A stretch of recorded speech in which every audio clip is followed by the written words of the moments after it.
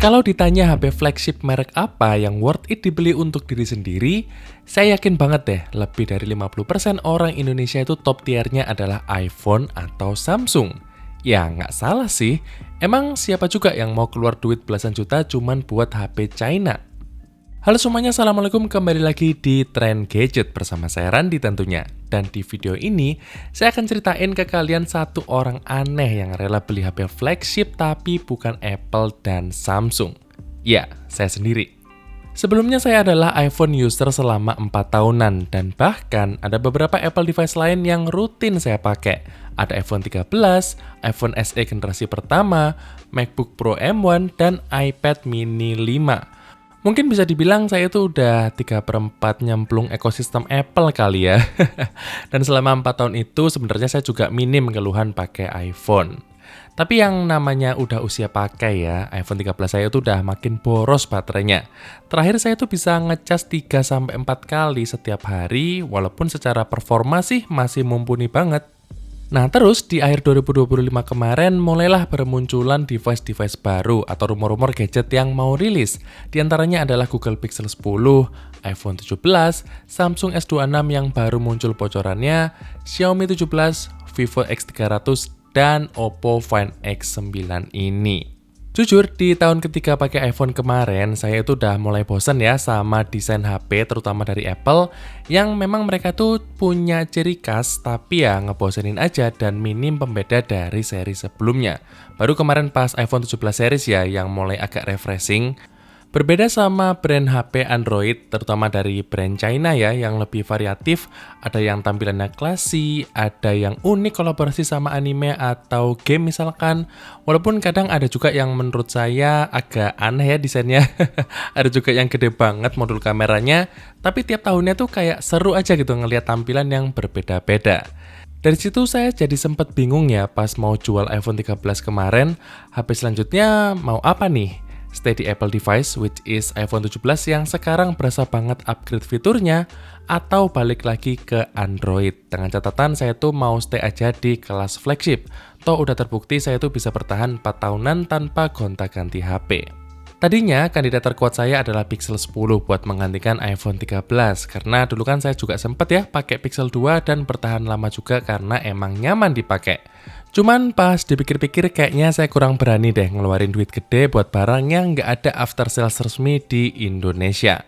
Akhirnya saya bikinlah sebuah list apa aja yang mau saya kejar di HP yang baru ini. Yang pertama jelas harus sebuah HP resmi biar gampang aja cari service centernya. Yang kedua adalah desainnya harus distinktif atau bisa dibedakan dari seri sebelumnya. Kenapa? Karena saya tuh punya kepuasan tersendiri ya, kalau ada orang yang tahu HP saya itu adalah seri yang baru tanpa saya harus pamerin. Terus yang ketiga, baterainya tuh awet, dan yang keempat, untuk pertama kalinya, saya tuh pengen banget ngerasain seri yang paling top atau yang paling pro dari sebuah brand. Nggak mau lah untuk main di seri basicnya, harus yang pro. Dan akhirnya Oppo Find X9 Pro ini berhasil terpilih dan sudah jalan setengah tahun di tangan saya. Dari beberapa info yang saya dapat di internet, banyak orang yang bilang kalau after sales dan service center dari grup BPK kayak Oppo, Realme, Vivo, dan iQOO itu adalah yang paling bagus di Indonesia. Saya sendiri nggak pernah bandingin langsung ya. Dulu terakhir ke service centernya Oppo aja itu pas lagi zaman pakai Oppo R5. Tapi ini jadi poin menarik yang bikin saya makin pede untuk pakai HP ini. Contohnya di websitenya Oppo, kita tuh bisa tahu harga spare partnya. Misalkan kalau ganti baterai itu harganya 700.000 gitu. Dan kalau dilihat sekilas, harga spare part dari HP saya ini masih relatif masuk akal. Mungkin karena saya berangkat dari iPhone kali ya, yang di Indo itu cuma ada distributor, bukan Apple Store resminya. Ya ada sih ya Mitra Care yang merupakan service center authorized-nya dari Apple, tapi pas saya iseng nanya harga baterai dari iPhone 13 aja, itu tuh bisa tembus di atas 1 juta, dan pengerjaan bisa 3-5 hari katanya. Ya gimana nggak ngiler pas saya tuh ngeliat testimoni orang soal enaknya after sales dari BPK Group. Terus dari desain nih, jujur ya dibandingkan sama Oppo Find X8 sebelumnya atau Vivo X300, saya tuh lebih suka bentuk kamera yang seperti ini. Nggak terlalu heboh banget dengan bulatan gede, tapi malah kelihatan lebih classy dan tetap low profile. Terus dengan dia nggak pakai desain yang bulat, orang yang ngikutin perkembangan gadget harusnya bakal tahu nih kalau yang saya pakai adalah HP seri barunya Oppo. Karena ya beda sama seri Find X sebelumnya. Kayak ada proud aja gitu tanpa saya harus bilang ke orang habis beli HP baru nih gitu. Tapi jangan salah ya, walaupun tampilannya kalem sebelum adanya Find X9 Ultra, Find X9 Pro ini adalah salah satu kamera HP terbaik dari segi foto maupun video. Bahkan udah beberapa konten saya di YouTube itu diambil full dan diedit full pakai HP ini juga. Terutama konten saya kalau lagi di kantor gitu ya, karena lebih simpel aja gitu setupnya daripada harus bawa-bawa mirrorless. Dibilang lebih baik dari iPhone sih enggak ya di segi videonya, dan harus saya akui iPhone itu masih top tiernya video di smartphone. Tapi ya kalau udah sesama kelas HP belasan juta sih, saya rasa yang nonton juga nggak ngeh kok selama video kita itu nyaman buat ditonton. Tapi kalau urusan fotografi, jujur banget nih, walaupun saya belum nyoba compare langsung ya sama iPhone atau Samsung terbaru, saya tuh nggak ada iri-irinya gitu dan sudah sangat puas banget sama hasil foto Oppo Find X9 Pro ini. Kalau kebetulan ada foto yang nggak bagus hasilnya, fix itu karena skill isu saya sendiri. Titik. Selain karena kameranya, kenapa saya pengen pertama kali lepas dari flagship basic dan pengen nyobain yang paling pro adalah spesifikasi dan fitur-fiturnya. Kalian juga pasti tahu ya, semua brand HP keluaran 2025 sampai 2026 untuk versi termahalnya itu masing-masing punya fitur yang buat saya gila banget ya. Ada yang punya layar anti-spy built-in, ada yang kameranya bagus banget buat ngezoom, ada yang punya layar di belakang, dan ada yang baru bisa dual video. Nah, saya tuh pengen banget ya dapat fitur yang best of the best lah dari sebuah smartphone, brand apapun itu. Di Oppo ini saya bisa dapat salah satu chipset yang paling kencang saat ini, Dimensity 9500, yang nggak cuman ngebut tapi juga adem. Keren sih, ini tuh saya ngedit video 4K di HP ini pakai CapCut gitu ya. Itu cuman anget-anget lucu doang, nggak pernah overheat. Kalau gaming, saya mentok di Magic Chess aja atau Ragnarok doang. Ya, game enteng itu mah. Terus ada juga fitur-fitur AI yang pastinya versi lengkap ya. Beda kalau dibandingin sama seri HP menengah atau entry kan biasanya ada yang dipangkas gitu. Kalau flagship dari brand apapun itu pasti full fitur. Saya paling suka buat edit-edit foto ya, AI-nya itu so far memuaskan dan ngebantu banget buat enhance hasil foto yang memang udah bagus. Oh ya, ada juga fitur yang namanya Mindspace yang biasanya saya pakai buat shortcut untuk tag kalender kalau ada deadline kerjaan atau deadline review. Nah, menyambung dari fitur, menurut saya ColorOS adalah sebuah kemajuan besar di brand Oppo. Saya adalah orang yang bakalan ada di garis depan kalau ada event buat ngehujat ColorOS di masa lalu. FYI, saya tuh pernah pakai ColorOS versi 5 di Oppo F7. Swear, itu adalah salah satu UI smartphone terjelek dan tertidak nyaman yang pernah saya coba dari segi tampilan maupun fitur. Bahkan MIUI di Xiaomi Mi 5 saya waktu itu lebih mendingan ya daripada ColorOS. Tapi belakangan ini setelah nonton review sana-sini yang bilang sekarang ColorOS adalah salah satu UI ternyaman, saya setuju banget. Oke, tampilan emang nggak bohong ya, ini tuh ngiblat banget ke iOS, sama seperti Vivo atau Xiaomi dan brand China lain. Tapi ini ngasih saya sebagai ex-user iPhone sebuah kemudahan buat adaptasi. Sehari juga udah langsung jago lah pakainya, minim kagok. Terus dari shortcut-nya, animation speed-nya, dan fitur sederhana kayak misal buat nyari menu setting, ini tuh udah bisa menyaingi nyamannya One UI dan bahkan menurut saya bisa setara sama iOS. Gini, buat saya iOS itu baru kerasa nyaman banget kalau kita tuh udah masuk ekosistem Apple yang artinya pas kita udah punya device Apple selain iPhone. Tapi kalau masih punya iPhone-nya doang, menurut saya kayak belum berasa full nyamannya iOS. Dan ya, malah buat saya lebih nyaman ColorOS ini dengan segala kebebasan dari Android. Beda dengan Samsung yang mana buat saya One UI-nya itu bisa nyaman banget walaupun saya tuh nggak masuk ke ekosistemnya Samsung. Dia kuat banget ya secara intuitif, UI-nya tuh lebih enak gitu. Makanya buat saya pribadi, ColorOS ini bisa setara dengan iOS walaupun masih sedikit di bawah One UI.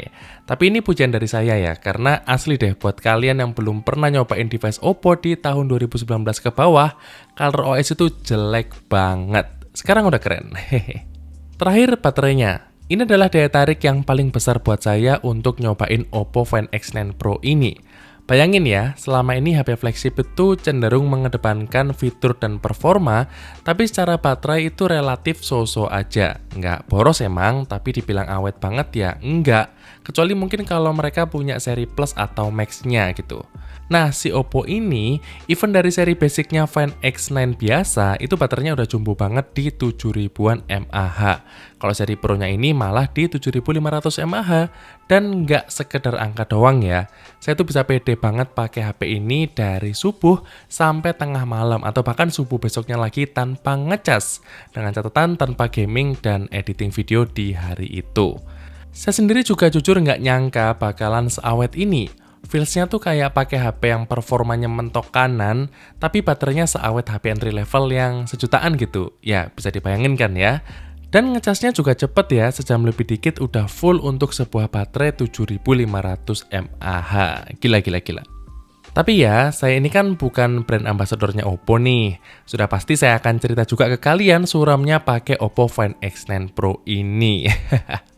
Yang paling berasa dibandingkan Samsung dan Apple device, cari casing atau aksesoris di HP ini tuh variasinya dikit banget. Dan sellernya ya palingan itu-itu doang. Kalau untuk casing yang saya tahu yang punya nama itu palingan ya Youngkit atau Nilkin.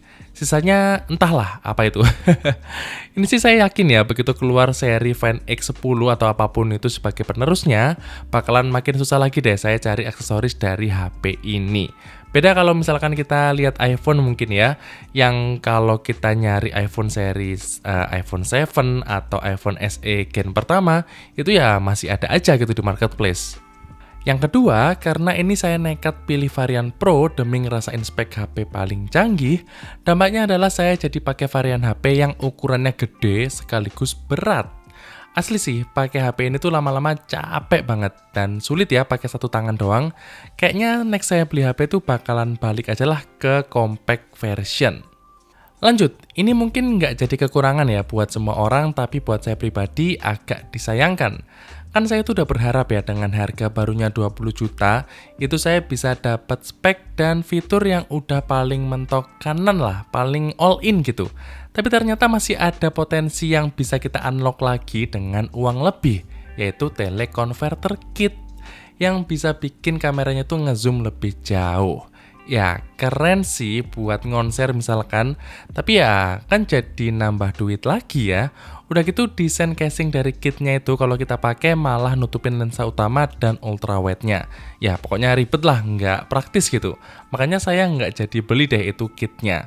Orang beli HP-nya aja udah mahal, apalagi mau nambah kitnya lagi. Sekitar nambah 2 atau 3 juta gitu dan ya kurang worth it sih.